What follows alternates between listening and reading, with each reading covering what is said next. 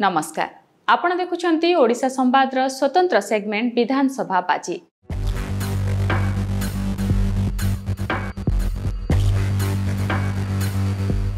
निर्वाचन को नहीं सरगरम रायगड़ा जिला गुणपुर राजनीति। एठारे बीजेडी रु रघुनाथ गमांग, कांग्रेस रु सत्यजित गमांग और बीजेपी रु त्रिनाथ गमांग प्रार्थी होइछंती। तीन प्रमुख दलर प्रार्थी परस्पर संपर्कीय। पूर्वतन मुख्यमंत्री गिरिधर गमांग परिवार सहित समस्तंकर पारिवारिक संपर्क रही।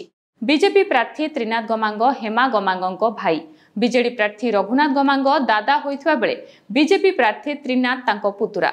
सेपरि रघुनाथ सह कांग्रेस प्रार्थी सत्यजित रही अजा नाती संपर्क। एपरिक त्रिनाथ और सत्यजित मध्य मामू भणजा संपर्क रही जनापड़ी। रघुनाथ गमांग 2019 रे कांग्रेस पुरुषोत्तम गमांग को 6000 रु अधिक भोट्रे हराइथिले।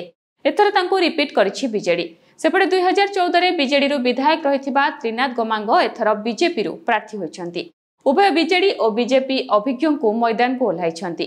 तेबे युव चेहरा को प्रार्थी करिछि कांग्रेस। गत 3 थर है गुणपुर कब्जा कर आसुछि बीजेडी।